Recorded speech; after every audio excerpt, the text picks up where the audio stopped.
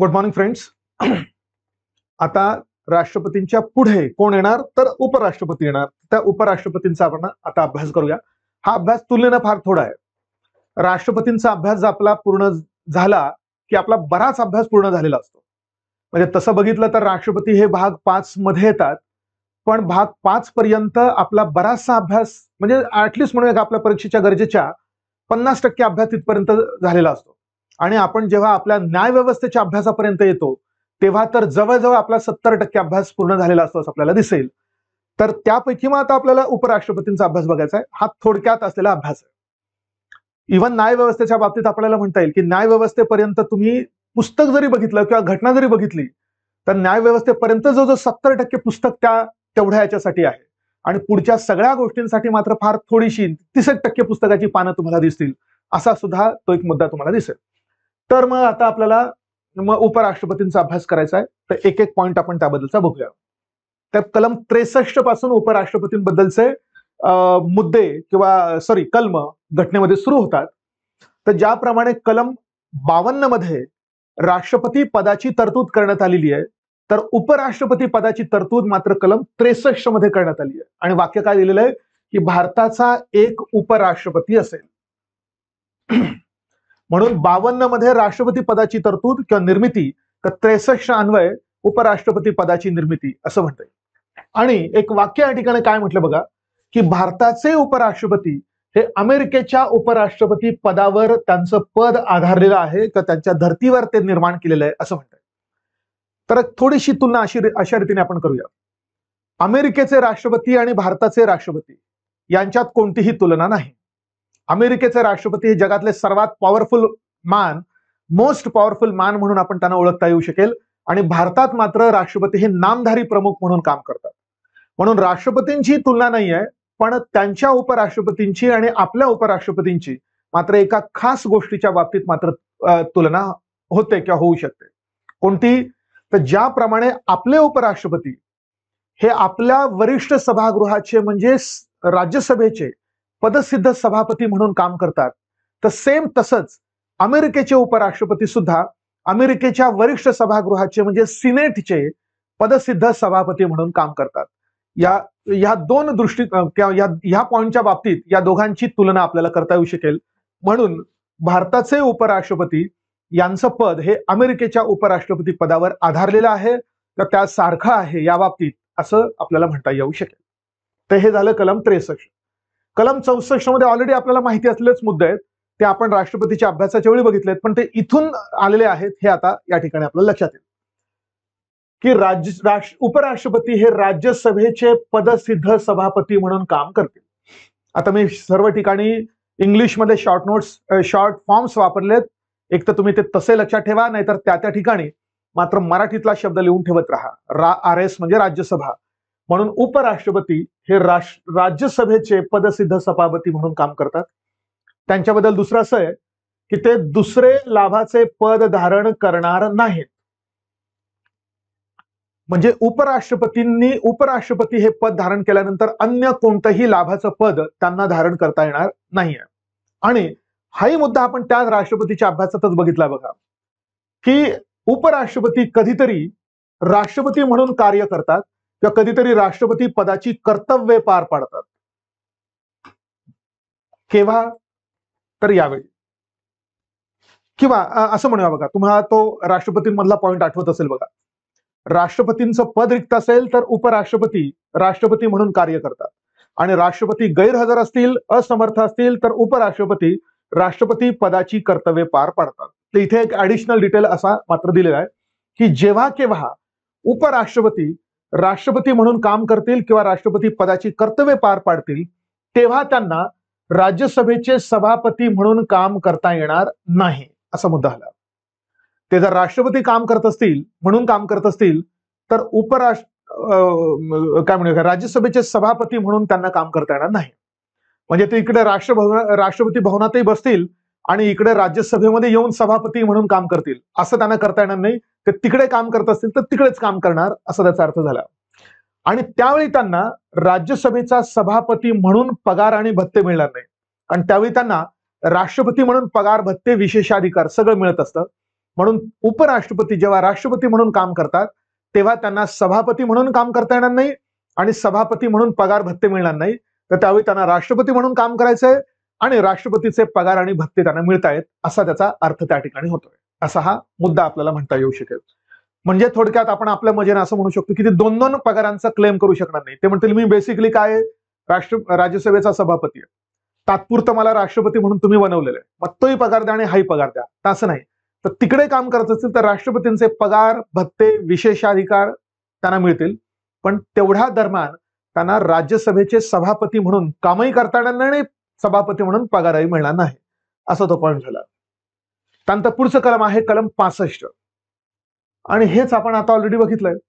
म्हणून जेव्हा केव्हा राष्ट्रपती पद रिक्त होईल तेव्हा उपराष्ट्रपती राष्ट्रपती म्हणून कार्य करतील आणि जेव्हा केव्हा राष्ट्रपती गैरहजर असतील किंवा पदाची कर्तव्ये पार पाडण्यासाठी असमर्थ असतील त्यावेळी उपराष्ट्रपती राष्ट्रपती पदाची कर्तव्ये पार पाडतात. हा मुद्दा झाला. हा कलम 65 मध्ये आपण ऑलरेडी कलम 62चा अभ्यास केला तेव्हाच आपण हा कव्हर केलेला आहे आणि आता सुद्धा आपण तो रिपीट केलाय. आता 65 झाल्यानंतर कलम पुढचं कलम 66 त्याचं उपकलम 1 यामध्ये मात्र महत्वाची माहिती आहे. उपराष्ट्रपतींची निवडणूक कशी होईल याबद्दलची तरतूद आहे. तर राष्ट्रपतींप्रमाणेच उपराष्ट्रपतींची निवडणूक सुद्धा अप्रत्यक्षपणे होते आणि अप्रत्यक्षपणे म्हटलं तर मग त्याची पद्धत कोणती असते आपल्याला माहिती आहे. एकल संक्रमणीय मताद्वारे प्रमाणशीर प्रतिनिधित्वाची पद्धत, या पद्धतीद्वारे त्यांची निवडणूक केली जाते. मग आता अप्रत्यक्षपणे निवडणूक होते, मग कोण निवडणूक करतं तर ते एका निर्वाचक गणाकडून त्यांची निवडणूक केली जाते. राष्ट्रपतींसाठी सुद्धा एक निर्वाचक गण असतं, उपराष्ट्रपतींसाठी सुद्धा एक निर्वाचक गण असतं. तर उपराष्ट्रपतींच्या निर्वाचक गणात मात्र कुणाचा समावेश असतो तर संसदेचे म्हणजेच लोकसभा आणि राज्यसभेचे सर्व सदस्य त्याच्यामध्ये येतात. हा महत्वाचा मुद्दा आहे. याचा अर्थ काय झाला, लोकसभा आणि राज्यसभेचे निर्वाचित सदस्य सुद्धा त्यामध्ये येतील आणि नामनिर्देशित सदस्य सुद्धा त्यांच्या निवडणुकीत भाग घेतील असा अर्थ झाला. मग आता या दृष्टिकोनातून हे जर तुमच्या लक्षात आलं तर या दृष्टिकोनातून तुम्हाला राष्ट्रपती आणि उपराष्ट्रपतीच्या निवडणुकीत भाग घेणाऱ्यांच्या निर्वाचक गणामध्ये काय तुलना आहे ती आपल्याला करता येऊ शकेल. पण त्याच्या आधी मी एक पॉईंट सांगतो. राष्ट्रपतींच्या निवडणुकीसाठी जेव्हा त्यांच्या निर्वाचक गणातले आमदार आणि खासदार निवडणूक करतात तेव्हा त्यांच्या मताला किती मूल्य असेल, ते मूल्य कसं मोजायचं याची सूत्रे आपण त्यावेळी बघितली होती.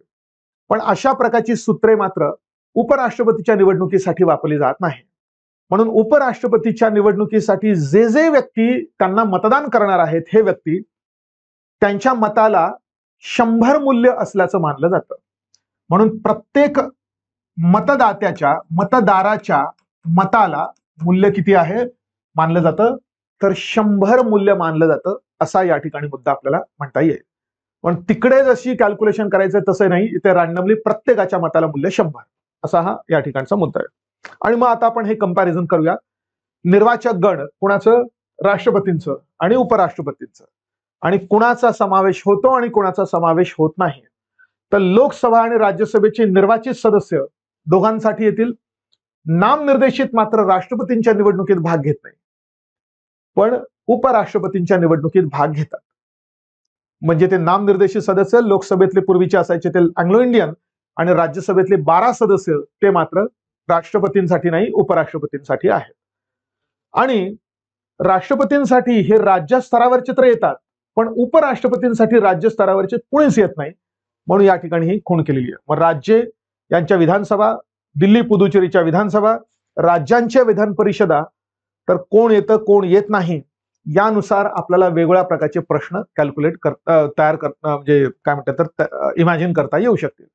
उदाहरणार्थ असा जर प्रश्न आला की असे कोण सदस्य असतात की जे राष्ट्रपतींच्या निवडणुकीत भाग घेतात पण उपराष्ट्रपतीच्या निवडणुकीत भाग घेत नाहीत, मग असं कोण येणार ते येणार. इकडे आले तिकडे नाही. असे कोण सदस्य असतात की जे उपराष्ट्रपतींच्या निवडणुकीत भाग घेतात पण राष्ट्रपतीच्या निवडणुकीत घेत नाहीत, मग कोण झाले, हे झाले. कोणी विचारलं असे कोण असतं की दोन्हीकडे येतात, तर मग हे झाले. म्हणजे लोकसभा राज्यसभेचे निर्वाचित झाले. आणि कोणी विचारलं की दोन्हीकडे न येणारे कोण, तर मग दोन्हीकडे न येणारे हे 3 झाले. असा हा प्रकार झाला. फॅक्च्युअल डिटेल्स आहेत, तुम्हाला ते लक्षात ठेवणं अपेक्षित आहे. त्यानंतर आता 66(2) मध्ये उपराष्ट्रपतींच्या सेवा शर्ती दिलेल्या आहेत. जशा राष्ट्रपतींच्या सेवा शर्ती तशाच उपराष्ट्रपतींच्याही सेवा शर्ती. तर सेम त्याच आहेत. आणि उपराष्ट्रपती संसदेचे किंवा राज्य विधानमंडळाचे सदस्य असणार नाहीत. असा कोणताही सदस्य, म्हणजे लोकसभा, राज्यसभा किंवा विधानसभा, विधान परिषदेचा असा कोणताही सदस्य उपराष्ट्रपती म्हणून जर निवडून आला, तर तो ज्या दिवशी उपराष्ट्रपती म्हणून पद ग्रहण करतो त्या दिवशी त्याने सभागृहातील जागा रिक्त केली असल्याचं मानलं जाईल. सेम राष्ट्रपतींना जो पॉइंट आहे इथे तोच पॉइंट आहे. त्यामुळे उपराष्ट्रपतींचा अभ्यास करण्याच्या आधी जस्ट राष्ट्रपतींचा अभ्यास ओव्हरलूक करून घेतला पाहिजे आणि कंपॅरिझन त्याची करता आली पाहिजे असं म्हणतं. हे होतं 62(2). आता 62(3) मध्ये उपराष्ट्रपतींना उभं राहून किंवा निवडणुकीला उभं राहण्यासाठी कोणत्या पात्रता धारण कराव्या लागतात. तर तुम्हाला लक्षात येईल ह्या पात्रता सेम राष्ट्रपतींसारख्याच आहेत, फक्त एक छोटासा डिफरन्स या ठिकाणी आपल्याला दिसेल. संबंधित व्यक्ती भारताचा नागरिक असावा, अर्थातच त्याने सुद्धा राष्ट्रपतींप्रमाणेच वयाची 35 वर्षे पूर्ण केलेली असावी. फक्त इथे तिकडे लोकसभा होतं राष्ट्रपतींच्या बाबतीत, तिथे राज्यसभा आहे, म्हणून राज्यसभेचा सदस्य म्हणून निवडून येण्यास ते पात्र असावे. राज्यसभेचे सदस्य असावे असं नाही म्हटलेलं, उलट सदस्य चालणार नाही उपराष्ट्रपती म्हणून. निवडून आला सदस्य उपराष्ट्रपती म्हणून तर त्याच दिवशी सभागृहातली जागा गेली त्याची, असा अर्थ होईल. म्हणून राज्यसभेचा सदस्य म्हणून निवडून येण्यासाठी जी पात्रता लागते ती पात्रता संबंधित व्यक्तीने धारण केलेली असावी, हा मुद्दा झाला. आणि अन्य लाभाचं पद धारण करू नये. त्या माणसाने उभं राहतानाच अन्य लाभाचं पद धारण करू नये. कोणाच्या नियंत्रणाखालील? तर भारत सरकारच्या, राज्य सरकारच्या, स्थानिक सरकारच्या किंवा इतर स्थानिक प्राधिकारी यांच्या नियंत्रणाखालील कोणतंही लाभाचं पद संबंधित व्यक्तीने धारण करू नये. म्हणजेच असं लाभाचं पद धारण करणाऱ्या व्यक्तीला उपराष्ट्रपती पदासाठी उभं राहायचं असेल तर पहिल्यांदा त्यांना राजीनामा द्यावा लागेल आणि मग उभं राहता येईल, असा त्याचा प्रॅक्टिकल अर्थ झाला. पण काहींना मात्र या लाभाच्या पदाच्या अटीमधनं सूट देण्यात आलेली आहे. अपवाद सांगितलेला आहे. हा अपवाद मात्र 66(4) मध्ये सांगितला याच्या पुढच्या उपकल्पात, की हे माणसं यांच्या पदाचा राजीनामा न देता सुद्धा उपराष्ट्रपतीच्या निवडणुकीसाठी उभं राहू शकतात. कार्यरत राष्ट्रपती, आता कार्यरत राष्ट्रपती उपराष्ट्रपतीच्या निवडणुकीसाठी उभे राहतील की नाही राहतील आपल्याला काही सांगता येणार नाही, पण ऍटलिस्ट तशी तरतूद मात्र या ठिकाणी आहे. एखाद्या राष्ट्रपतींना जर असं वाटलंच की मी पुन्हा राष्ट्रपती होण्याची शक्यता नाहीये, तर चला आता उपराष्ट्रपतीची निवडणूक आली तर तिथे उभं राहू, म्हणजे असं डिमोशन करून घेण्याची इच्छा असेल तर त्याला ते करता येईल, असा अर्थ होतोय. म्हणून कार्यरत राष्ट्रपती, कार्यरत उपराष्ट्रपती, कार्यरत राज्यपाल आणि कार्यरत केंद्र राज्याचे मंत्री ह्या लोकांना उपराष्ट्रपती निवडणुकीसाठी उभं राहताना आपल्या ह्या चालू असलेल्या पदाचा राजीनामा न देता सुद्धा उभं राहता येईल. अर्थातच मात्र एकदा ते निवडणूक होऊन निवडून आले तर मात्र ही पद त्यांना सोडावी लागणार आहे, कारण त्यांना आता पुढचे उपराष्ट्रपती म्हणून काम करायचं आहे. तर हे वगळता उरलेलं कोणतंही लाभाचं पद मात्र त्यांना धारण करता येणार नाही निवडणुकीला उभं राहतानाच, असा हा मुद्दा आहे. त्यानंतर नामांकन पत्र भरताना म्हणजे फॉर्म भरताना राष्ट्रपतींप्रमाणेच इथे सुद्धा काही लोकांचा पाठिंबा आणि काही लोकांचं अनुमोदन लागेल. तर तिकडे किती होतं तुम्हाला आठवत असेल, 50-50 होतं.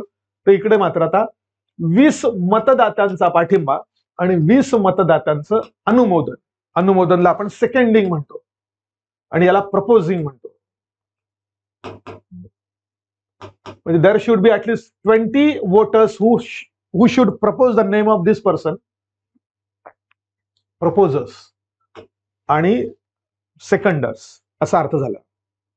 पण कोणी प्रपोज आणि सेकंडिंग केलं पाहिजे? त्यांना निवडून देणाऱ्या लोकांपैकी 20-20 माणसांनी, बाहेरच्या माणसांनी नाही, त्यांच्या घरच्या मंडळींनी नाही, तर ह्या लोकसभा आणि राज्यसभेच्या सदस्यांपैकी त्यांना हे करावं लागेल. आणि त्यांनाही 15,000 रुपयाचं डिपॉझिट ठेवावं लागेल ते आरबीआय मध्ये किंवा डायरेक्टली भारत सरकारच्या ट्रेझरीमध्येही ठेवता येऊ शकतं आणि त्यांनाही 1/6 मतं प्राप्त झाली नाही तर मात्र त्यांचंही डिपॉझिट जप्त होऊ शकेल. म्हणून टाकण्यात आलेल्या पात्र मतांपैकी 1/6 मिळाले पाहिजे. हा पॉइंट आला. त्यानंतर कलम 56 मध्ये उपराष्ट्रपतींचं पदावधी सांगितलेलं आहे. तर त्यांचा पदावधी 5 वर्षे, पण कधीपासून गृहीत धरायचा आहे?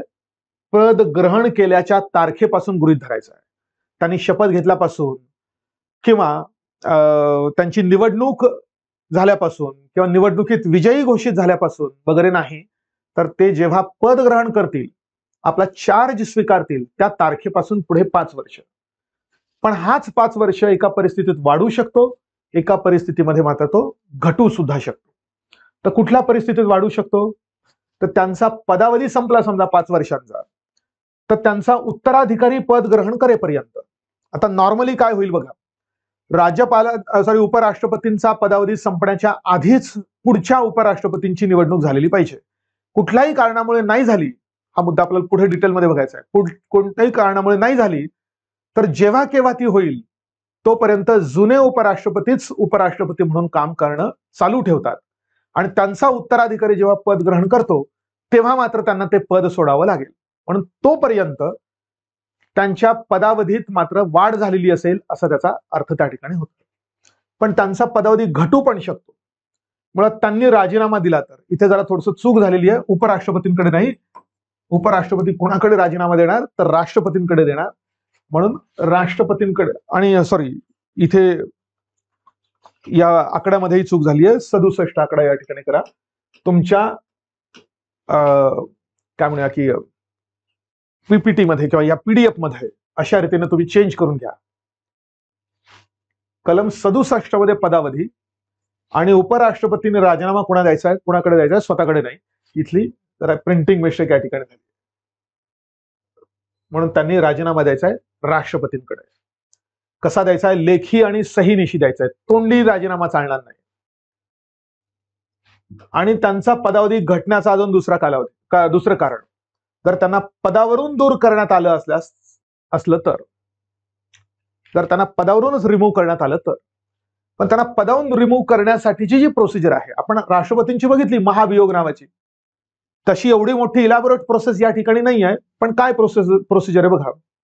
तर पहिला पॉइंट त्या ठिकाणी की उपराष्ट्रपतींना त्यांच्या पदावरून दूर करण्यासाठी जो आधार असेल तो मात्र घटनेत सांगण्यात आलेला नाही.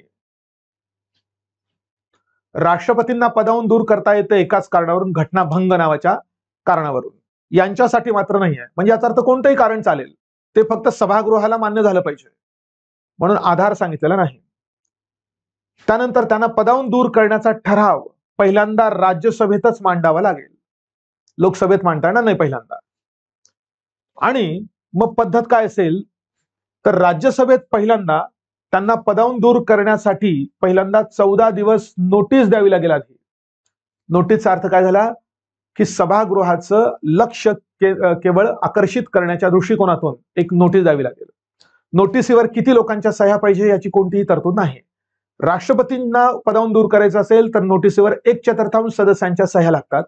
इथे मात्र अशी तरतूद नाही. म्हणून एक सिंगल माणूस सुद्धा, एक सिंगल खासदार सुद्धा उपराष्ट्रपतींना पदावरून दूर करण्यासाठीची नोटीस देऊ शकतो. ते 14 दिवस झाले की मग हा जो ठराव आहे तो ठराव काय म्हणूया की सभागृहामध्ये मांडला जाईल, राज्यसभेत मांडला जाईल, त्याच्यावर चर्चा होईल, मतदान होईल. आणि जर समजा तो ठराव प्रभावी बहुमताने पास झाला, इथे प्रभावी बहुमताचा अर्थ काय झाला की 1/2, पण कशाच्या? तत्कालीन सदस्य संख्येच्या. आणि तत्कालीन सदस्य संख्या म्हणजे एकूण सदस्य संख्या वजा जेवढी पदं रिक्त झालेली असेल खासदारांची तेवढी वगळता. खासदारांची काही पदं त्यावेळी रिक्त झालेली असू शकतात, काहींनी राजीनामा दिलाय म्हणून रिक्त झालेली असतील, काहींना अपात्र घोषित केलेले खासदारकीपासून म्हणून रिक्त झालेली असू शकते, काहींचा मृत्यू झालेला आहे आणि त्यांच्या जागी पोटनिवडणुका झालेल्या नाही आहेत म्हणून रिक्त झालेली असू शकते. अशा रिक्त जागा वगळता मग जेवढी उरलेली सदस्य संख्या असेल त्याच्या 1/2 पेक्षा किमान 1 एवढी बाजूने मतं पडली तर हा ठराव राज्यसभेत पास झालेला आहे असा अर्थ होईल. आणि मग तिथून तो मग लोकसभेत येईल. आणि लोकसभेमध्ये हा ठराव मात्र साध्या बहुमताने पास व्हावा लागेल. म्हणजे 1/2 प्रेझेंट अँड वोटिंग. किती लोक हजर आहेत, किती लोक मतदानात भाग घेत आहेत आणि तेवढ्या लोकांच्या 1/2 पेक्षा जास्त मतदान जर बाजूने झालं तर लोकसभेत पास झालेला आहे असा अर्थ होईल. आणि लोकसभेत तो ठराव ज्या दिवशी पास होतो त्या दिवशीच आणि त्या क्षणीच उपराष्ट्रपतींना त्यांच्या पदावरून दूर करण्यात आलेला आहे असा त्याचा अर्थ निघतो. म्हणून ठराव राज्यसभेतच मांडावा लागतो, पास व्हायला पाहिजे प्रभावी बहुमताने, नंतर लोकसभेमध्ये, आणि पास व्हायला पाहिजे साध्या बहुमताने, असा अर्थ झाला. तर ह्या 2 कारणांमुळे त्यांचा पदावधी घटू शकतो. आणि आता कलम 68 मध्ये त्यांचं पद रिक्त झालं तर काय तरतूद आहे तो पॉइंट आहे बघा. की पद रिक्त होण्याचे वेगळे मार्ग कोणते आहेत तर तो मुद्दा आहे. तर पद रिक्त होण्याचा पहिला मार्ग काय तर त्यांचा नेहमीचा 5 वर्षांचा कालावधी संपला तर. राष्ट्रपतींचा नेहमीचा कालावधी 5 वर्षांचा संपला तर काय तरतूद होती ती आठवा पहिल्यांदा, म्हणजे आपल्याला लक्षात येईल. तर राष्ट्रपतींच्या बाबतीत होतं की तो 5 वर्षांचा कालावधी संपण्याच्या आतच पुढच्या राष्ट्रपतींच्या निवडणुका झाल्या पाहिजे, की जेणेकरून 5 वर्ष झाले की लगेच दुसऱ्या दिवशी ते काम करायला सुरुवात करतील. पण कुठल्याही कारणामुळे त्या निवडणुका होऊ शकल्या नाही तर पुढच्या 6 महिन्याच्या आत निवडणुका घेतल्या पाहिजेत.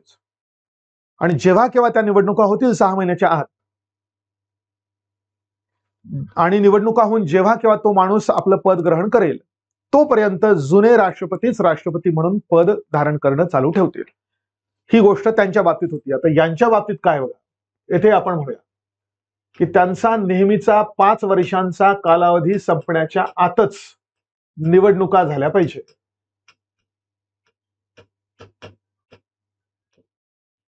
कुठल्याही कारणामुळे यांची निवडणूक उपराष्ट्रपतींची निवडणूक होऊ शकली नाही तर राष्ट्रपतींना जसं 6 महिन्याच्या आत झाली पाहिजे असं म्हटलं होतं तसा मुद्दा मात्र या ठिकाणी नाही. त्यामुळे जेव्हा केव्हा नवीन निवडणूक होईल आणि नवीन निवडणूक होऊन नवीन उपराष्ट्रपती पद ग्रहण करतील तोपर्यंत जुने उपराष्ट्रपती म्हणून काम करणं चालू ठेवतील. म्हणून या ठिकाणी 6 महिन्याची तरतूद नाहीये किंवा 6 महिन्याचं बंधन नाही की 6 महिन्याच्या आतच निवडणुका झाल्या पाहिजे. हा खास वेगळा लक्षात ठेवण्याचा मुद्दा आहे. म्हणून जेव्हा केव्हा निवडणुका होतील त्यांचा उत्तराधिकारी पद ग्रहण करेल तोपर्यंत जुने उपराष्ट्रपतीच राष्ट्रपती म्हणून काम करणं चालू ठेवतील. हे जर त्यांचा नेहमीचा 5 वर्षांचा पदावधी संपला तर. पण त्यांनी तो संपण्याच्या आतच राजीनामा दिला तर, की त्यांचा पदावर असतानाच मृत्यू झाला तर, किंवा त्यांना पदावरून दूर करण्यात आलं तर, 5 वर्ष होण्याच्या आधीच्या गोष्टी या सगळ्या, किंवा इतर म्हणजे त्यांना पदासाठी अपात्र घोषित केलं किंवा त्यांना निवडणूक त्यांची अवैध असल्याचं घोषित झालं तर मग अशा वेळी काय करायचं. तर अशा वेळी लवकरात लवकर निवडणूक घ्यावी वगैरे असं काही सांगितलं नाही, किंवा 6 महिन्याच्या आत निवडणूक घ्यावी असं काही सांगितलं नाही. म्हणून आपण म्हणूया की लवकरात लवकर निवडणूक घेण्यात यावी. हे 3 मुद्दे काय सांगतायत तो मुद्दा आपण या ठिकाणी लिहूया. या सगळ्या परिस्थितीमध्ये लवकरात लवकर निवडणूक घेण्यात यावी. मग जेव्हा केव्हा निवडणूक होईल तेव्हा मग जुने उपराष्ट्रपतीच उपराष्ट्रपती म्हणून काम करणं चालू ठेवतील का तर नाही. राजीनामा दिलाय त्यांनाच पुढे कंटिन्यू करा असं सांगता येणार नाही. मृत्यू झाल्यानंतर चान्सच नाही. पदावरून दूर केलंय तर आता पदावरून आम्ही आत्ता दूर केलेलं पण तात्पुरतं पुढे काही दिवस काम करा असंही त्यांना सांगता येणार नाही. मग आता त्यांच्या जागी उपराष्ट्रपती म्हणून कोण काम करेल तर त्यांच्या जागी उपराष्ट्रपती म्हणून कोणीच काम करणार नाही. म्हणून ते पद रिक्तच राहील. जोपर्यंत निवडणूक होऊन ते भरलं जात नाही तोपर्यंत ते पद रिक्त राहील. कारण ते पद रिक्त राहिल्यामुळे काही अडत नाही. का अडत नाही कारण त्यांचं नेहमीचं नॉर्मल काम जे आहे की ते सभापती म्हणून काम करतात, त्यांच्या जागी सभापती म्हणून काम करण्यासाठी उपसभापती उपलब्ध आहेत. त्यामुळे उपराष्ट्रपतींचं पद रिक्त राहिल्यामुळे काही अडत नसल्यामुळे त्यांचं पद तोपर्यंत रिक्त राहील. आणि सभापती म्हणून आता कोण काम करतील तोपर्यंत तर उपसभापती तोपर्यंत सभापती म्हणून काम करतील. असा हा मुद्दा झाला. तर हे तुम्ही जरा राष्ट्रपतींशी तुलना करून बघा. राष्ट्रपतींसाठी सुद्धा सेम अशीच डायग्राम आपण काढलेली आहे, फक्त इकडे काही गोष्टी आपण वेगळ्या लिहिलेल्या आहेत. तर तो मुद्दा आला. आणि जर उपराष्ट्रपती गैरहजर असतील तर आता राजीनामा मृत्यू झाल्यामुळे काही फरक पडत नाहीये, काही अडत नाहीये, तर ते फक्त गैरहजर असतील तर काहीच फरक पडणार नाहीये. पण ते जर गैरहजर असतील तर त्यांच्या जागी तात्पुरत्या काळासाठी सभापती म्हणून काम करण्यासाठी पुन्हा सेम उपसभापती उपलब्ध असतातच. म्हणून पद रिक्त झालं तरी सुद्धा उपसभापती आहेत आणि गैरहजर असतील तर मात्र तरी सुद्धा उपसभापती उपलब्ध आहेतच. असा पॉइंट झाला. त्यानंतर मग पुढे कलम 69, उपराष्ट्रपतींना घ्यावयाची शपथ किंवा प्रतिज्ञा. तर त्यांना पद ग्रहण करण्यापूर्वी शपथ घ्यायची आहे. शपथ घेतल्याशिवाय त्यांना त्यांचं पद कन्फर्मच होत नाही, म्हणजे कोणाचंच पद कन्फर्म होत नाही. म्हणून पद ग्रहण करण्यापूर्वी कोण शपथ देणार त्यांना, तर राष्ट्रपती देणार किंवा त्यांनी नियुक्त केलेला एखादा व्यक्ती सुद्धा देऊ शकतो. राष्ट्रपतींच्या ऐवजी त्यांनी नियुक्त केलेल्या दुसऱ्या व्यक्तीला सुद्धा उपराष्ट्रपतींना शपथ देण्याचा अधिकार देता येऊ शकतो. आणि आता यांना जी शपथ घ्यायची उपराष्ट्रपतींना, त्याच्यात फारसं काही टेन्शन त्यांना दिलेलं नाही. दोनच मुद्दे त्याच्यामध्ये: संविधानाप्रती खरी श्रद्धा आणि निष्ठा बाळगणे आणि आपलं कर्तव्य निष्ठापूर्वक पार पाडणे. जसं राष्ट्रपतींना सांगितलंय संविधानाचं जतन, रक्षण आणि संरक्षण करणे, तसं यांना काही सांगितलेलं नाही. फक्त श्रद्धा दाखवायची आहे, निष्ठा दाखवायची आहे. राष्ट्रपतींना सांगितलंय जनतेच्या कल्याणासाठी वाहून घ्यायचंय, तर यांना असं काही वाहून बिहून घेण्यासाठी सांगितलं नाही. यांना फक्त सांगितलंय जे काही तुम्हाला घटनेनं कायद्यानं काम दिलेलं आहे ते तुम्ही निष्ठापूर्वक पार पाडायचंय. त्यामुळे उपराष्ट्रपतींसाठी फार अशी काय म्हणूया की फार दडपण आणणारी अशा प्रकारची किंवा काही बंधनं निर्माण करणारी शपथ मात्र नाही. असा हा पॉइंट झाला इथला. कलम 70, तर त्याला एवढं काही महत्व नाहीये, पण पॉइंट आहे सिरियली म्हणून. इतर आपत्कालीन परिस्थितीत, कोणती आपत्कालीन परिस्थिती की ज्याची तरतूद घटनेत कुठेच केलेली नाहीये, अशा परिस्थितीत राष्ट्रपती पदाची कर्तव्ये पार पाडण्यासाठी काय करायचं.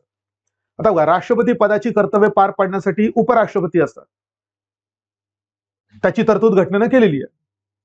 पण अशी एखादी परिस्थिती निर्माण झाली की त्यावेळी काय करायचं, नक्की काय म्हणतात तर राष्ट्रपतींची कर्तव्य कोण पार पाडेल याची तरतूद घटनेतच केलेली नसेल, तर मग त्यावेळी मात्र ती तरतूद कोण करू शकेल, तर संसद तरतूद करू शकेल. म्हणजे थोडक्यात प्रॅक्टिकली आपण असं म्हणूया की राष्ट्रपतीचं पद रिक्त आहे तर उपराष्ट्रपती, आणि उपराष्ट्रपतींचंही पद रिक्त असेल तर मग राष्ट्रपती म्हणून काम कोण करणार. तर आपल्याला माहिती की कोण काम करतं, सर्वोच्च न्यायालयाचे सरन्यायाधीश काम करतात. पण ते घटनेनं कुठे लिहिलेलं आहे का, तर घटनेनं कुठे लिहिलेलं नाही. मग ती संसद अशा प्रकारची तरतूद राष्ट्रपती पदासाठी त्यावेळी करू शकते. म्हणून घटनेत तरतूद नसलेल्या आपत्कालीन परिस्थितीत राष्ट्रपतींची पदं किंवा त्यांचं कर्तव्य पार पाडण्यासाठी संसद ठरवू शकते, आणि संसद हे काम कोणाला देते, तर सर्वोच्च न्यायालयाच्या सरन्यायाधीशांना देते, असं पडतं. त्यानंतर कलम 71चा अभ्यास आपण राष्ट्रपतीच्या अभ्यासातच केलेला आहे. कारण कलम 71 राष्ट्रपती तसेच उपराष्ट्रपती दोघांच्या निवडणूक विवादाशी संबंधित आहेत आणि सेम तरतुदी त्या ठिकाणी आहेत. म्हणून कलम 71 दोघांसाठी पण आहेत, राष्ट्रपतीसाठी सुद्धा आणि उपराष्ट्रपतींसाठी सुद्धा निवडणूक विवादाशी संबंधित. आणि ते सेम मुद्दे असेल की उपराष्ट्रपतींचा निवडणूक विवाद सुद्धा केवळ सुप्रीम कोर्टात सोडवण्यासाठी येईल. सुप्रीम कोर्ट त्याबद्दल जो काही निकाल देईल तो निकाल कसा असेल, तर अंतिम असेल, त्याला पुढे अजून कुठे चॅलेंज करणार. निर्वाचक गण अपूर्ण होतं या कारणावरून आव्हान देता येणार नाही. कशाला, तर उपराष्ट्रपतींच्या निवडणुकीला. निर्वाचक गण अपूर्ण होतं म्हणजे एखादा पार्टी किंवा एखादा पक्ष असं म्हणू शकणार नाही की आमच्या खासदारांची काही पदं रिक्त होती म्हणून निर्वाचक गण पूर्ण नव्हतं, म्हणून झालेली निवडणूक अवैध, असे ते चॅलेंज करू शकणार नाही. आणि कुठल्याही कारणामुळे उपराष्ट्रपतींची निवडणूक जर समजा अवैध ठरली तर ती ठरण्यापूर्वी म्हणजे तत्पूर्वी त्यांनी केलेल्या कृती मात्र बाद ठरत नाहीत. सेम मुद्दा राष्ट्रपतींसाठी जे आहेत ते सेम पॉइंट्स अशा रीतीने झाले ते. आणि त्यानंतर मग काय, तर उपराष्ट्रपतींची कार्य व अधिकार. तर लक्षात घ्या, उपराष्ट्रपतींना उपराष्ट्रपती म्हणून काहीच काम नसतं. त्यांचं उपराष्ट्रपती म्हणून असलेलं काम कधीतरी निर्माण होतं. म्हणून मी इथे दोन असे गट केलेले आहेत किंवा दोन फरक केलेला आहे की नॉर्मली ते काय काम करतात सामान्यतः, आणि कधीतरी त्यांचं उपराष्ट्रपती म्हणून काय काम निर्माण होतं. तर ते काय काम निर्माण होतं, त्यांचं उपराष्ट्रपती म्हणून काम तेव्हाच निर्माण होतो जेव्हा राष्ट्रपतींची पद रिक्त असतं म्हणून तेव्हा. पण जेव्हा राष्ट्रपती पद रिक्त असतं किंवा राष्ट्रपती पदाची कर्तव्ये पार पाडण्यासाठी असमर्थ असतात, तेव्हा राष्ट्रपती म्हणून कार्य करणे किंवा राष्ट्रपती पदाची कर्तव्ये पार पाडणे हे त्यांचं जे काम आहे ते उपराष्ट्रपती म्हणून काम आहे. आणि नॉर्मली मात्र त्यांना काय काम करायचं असतं, तर हे काम करायचं असतं, राज्यसभेचे पदसिद्ध सभापती म्हणून काम करायचं असतं. तर हा त्यांच्या कामाच्या बाबतीत पॉइंट आपल्याला म्हणता येईल. आणि मग फायनली या ठिकाणी आतापर्यंतच्या भारताच्या उपराष्ट्रपतींची यादी. जसं मी तुम्हाला मागच्या सेशनमध्ये सांगितलं राष्ट्रपतींच्या यादीबद्दल, आणि ते काही डिटेल्स मात्र राष्ट्रपतींबद्दलचे तुम्ही लिहून घ्या, पुस्तकात ते बरेच दिलेले आहेत. तर तसंच मग हा पण मुद्दा आहे. आतापर्यंतचे हे सगळे राष्ट्रपती नव्हे उपराष्ट्रपती, आतापर्यंत दोनदाच असं झालेलं आहे की एकच माणूस सलग दोनदा उपराष्ट्रपती बनलेला आहे. ते म्हणजे पहिले उपराष्ट्रपती एस राधाकृष्णन, आणि हे नंतर मोहम्मद हमीद अन्सारी सुद्धा दोनदा बनलेले आहेत. त्यामुळे आत्ताचे जे उपराष्ट्रपती निवडून आले, जगदीप धनखड यांची जी निवडणूक झाली ती 16वी होती, पण ते व्यक्ती या नात्याने मात्र 14वे उपराष्ट्रपती आहेत. आणि हे दोन माणसं दोनदा आलेले आहेत म्हणून जगदीप धनखड हे 16व्या उपराष्ट्रपती निवडणुकीद्वारे निवडून आले, मात्र ते व्यक्ती या नात्याने 14वे उपराष्ट्रपती आहेत असं म्हणता येईल. आणि मग बाकीचे डिटेल्स सुद्धा या बाबतीतही मग तुम्ही एक 5-6 पॉईंट अजून एक्स्ट्रा पॉईंट्स आहेत की कोणते उपराष्ट्रपती नंतर राष्ट्रपती बनले वगैरे, अशा प्रकारचे काही हे आहेत. किंवा दोनदा उपराष्ट्रपती म्हणून बनलेले कोण आहेत, तर जे मी आता नावं सांगितली ती, तर अशा प्रकारचे सुद्धा काही मुद्दे. तर ते मुद्दे ते जस्ट तुम्ही पुस्तकातून फक्त रिपीट करा. आतापर्यंत सहसा प्रश्न आलेले नाहीये, पण जर समजा आला एखादा बाय चान्स तर तो तुम्हाला त्या आधारावर सॉल्व्ह करता येऊ शकेल. So this was about the vice president of India. मग आपण राष्ट्रपती झाले, उपराष्ट्रपती झाले. आता पुढच्या सेशनमध्ये पंतप्रधान ते बघूया, आणि त्याच्या पुढच्या सेशनमध्ये पंतप्रधान ज्याचं नेतृत्व करतात त्या मंत्रिमंडळाचा अभ्यास त्यानंतर करूया. तर असा मग आता पुढच्या सेशनमध्ये आपण पुढचे पॉइंट्स कव्हर करूया.